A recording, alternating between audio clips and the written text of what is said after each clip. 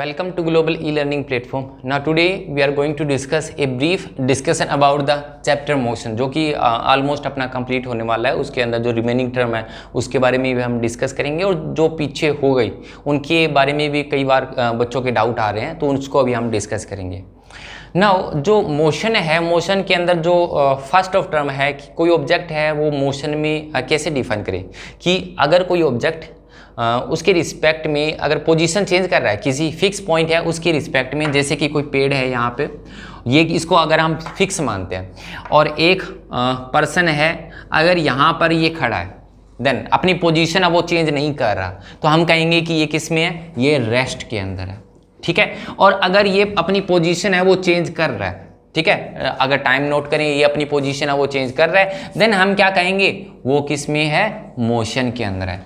तो मोशन है ना, वो एक ऐसा कंसेप्ट है कि मतलब हम किसी रेफरेंस के थ्रू हम उसको कैलकुलेट करते हैं कि एक फिक्स पॉइंट हम अपने आप ही अज्यूम कर लेते हैं। एक्चुअली अगर देखें तो रेस्ट के अंदर कुछ भी नहीं है, अर्थ है वो भी क्या करती है, रोटेट करती है, बट अर्थ की जो सरफेस है या फिर हमारे पास जो बिल्डिंग वगैरह हम देखते हैं, कोई पेड़ वगैरह देखते हैं, उनको हम क्या मानते हैं, रेस्ट के ऊपर मानते हैं। बट वो एग्जैक्टली अगर सही वे से अगर देखें, समझें उसको, तो वो किस में होते हैं, मोशन के अंदर।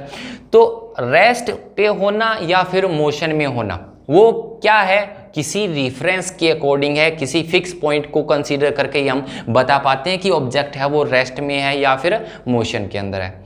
देन कंसीडर किया कि कोई ऑब्जेक्ट है वो मूव कर रहा है किसी ए पॉइंट से बी पॉइंट तक, देन जो शॉर्टेस्ट पाथ डिफरेंस होगा, जो कम से कम दूरी ए और बी के बीच में, उसको आप क्या कहते हो, जो कि वेल नोन टर्म है डिस्प्लेसमेंट। डिस्प्लेसमेंट क्योंकि इसका एक मैग्नीट्यूड होगा। मैग्नीट्यूड का मतलब है कि एक अमाउंट होगी, जैसे कि फॉर एग्जांपल ये कितना है, 2 मीटर है। 2 मीटर क्या है, अमाउंट है एक पर्टिकुलर कि 2 मीटर आपने मेजरमेंट करना है, और इसकी क्या होती है, एक पर्टिकुलर डायरेक्शन भी होती है। डायरेक्शन होती है तो ये कौन सी क्वांटिटी है, जिसका मैग्नीट्यूड भी हो, जिसकी डायरेक्शन भी हो, तो वो कैसी क्वांटिटी होती है, वो एक वेक्टर क्वांटिटी होती है। तो यहाँ पर डिस्प्लेसमेंट है। फर्स्ट ऑफ ऑल डिस्प्लेसमेंट क्या है, कोई दो पॉइंट उसके बीच में शॉर्टेस्ट जो पाथ लेंथ होगी ना, उसको क्या बोलेंगे, डिस्प्लेसमेंट। डिस्प्लेसमेंट का मैग्नीट्यूड होता है, डायरेक्शन होती है, तो इसीलिए ये कैसी क्वांटिटी है, एक वेक्टर क्वांटिटी है। और इसको छोड़ के जो रिमेनिंग अगर पाथ डिफरेंस जो भी आप कवर करते हो उसको क्या बोलते हैं, उसको बोलते हैं डिस्टेंस। इसका सिर्फ क्या होगा, मैग्नीट्यूड होगा, आपको गिवन होगा, जैसे कि ये 10 मीटर, ऐसे नहीं कि एक डायरेक्शन कि toward east, toward north, toward west, ऐसे कुछ गिवन नहीं होगा, एक मैग्नीट्यूड होगा। इसलिए ये एक कैसी क्वांटिटी है, ये एक स्केलर क्वांटिटी है। ठीक है। देन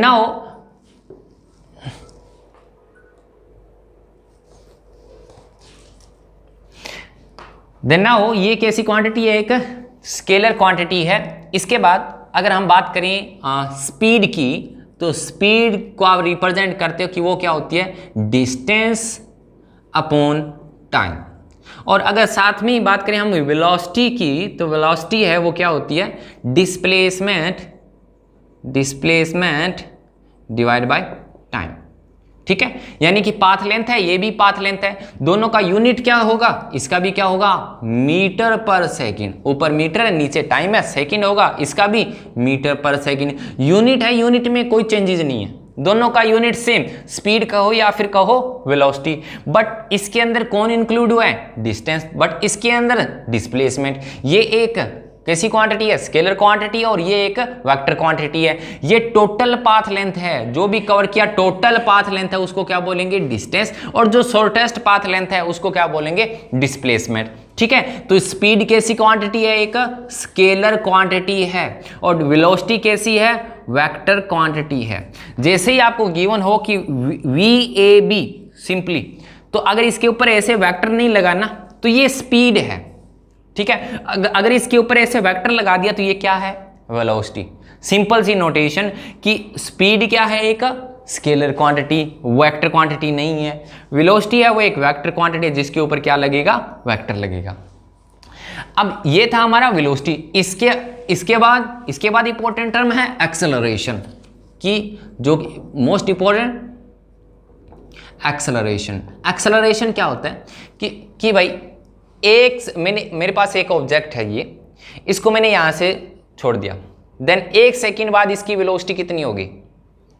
1 सेकंड बाद इसकी वेलोसिटी होगी, वो होगी 9.8 मीटर पर सेकंड। ठीक है, कि अगर ऑब्जेक्ट था, इसको हमने छोड़ दिया, 1 सेकंड बाद इसकी होगी 9.8 मीटर पर सेकंड।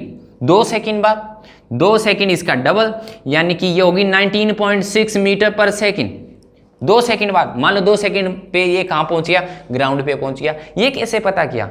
आपको पता है acceleration due to gravity on earth is 9.8 metre per second square, metre per second square, कि अर्थ की ग्रेविटेशन जो है कितना एक्सेलरेट करवाएगा, कि यहां पर इनिशियल वेलोसिटी 0 थी, 1 सेकंड में 9.8 बढ़ गई, देन अगले 1 सेकंड में अगेन 9.8 है वो अगेन बढ़ गई।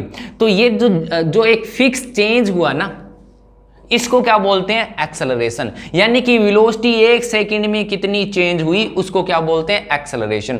कि ऑब्जेक्ट को छोड़ती है नीचे जाएगा, इसकी वेलोसिटी है वो बढ़ती जाएगी, बॉडी क्या कर रही है? एक्सेलरेट कर रही है। देन एक्सेलरेशन को अगर सिंपली हम डिफाइन करें, एक्सेलरेशन क्या होगा?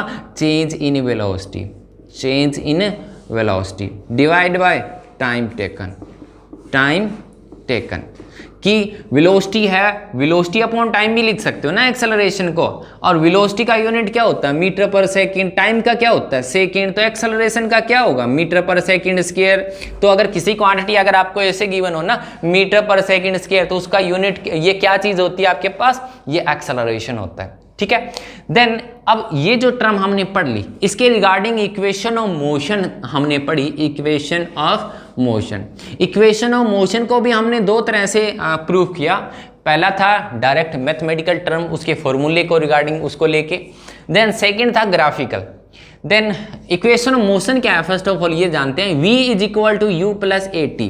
कोई ऑब्जेक्ट है, फॉर एग्जाम्पल यहाँ पे कोई ऑब्जेक्ट है, देन ये ऑब्जेक्ट मूव करेगा, यहां जाएगा, ए पॉइंट पे है, बी पॉइंट पे जाएगा, इनिशियल वेलोसिटी u है, फाइनल वेलोसिटी v है, कितना डिस्टेंस ट्रेवल किया, s किया, कितना टाइम लगा, t लगा। ठीक है, initial velocity u, final velocity v, distance कितनी ट्रेवल हुई, s कितना टाइम लगा, t। यहां पर एक्सेलरेशन भी होगा a, यानी कि वेलोसिटी में डिफरेंस भी तो है। तो v is equal to u plus a t, पहला formula, final velocity, initial velocity, acceleration, time. Second, s is equal to u t plus half of a t square, a t square, ये क्या है? Displacement, time equation. Now third is v square minus u square is equal to 2as। ये important फॉर्मूले, और इनको भी prove हमने क्या करना है?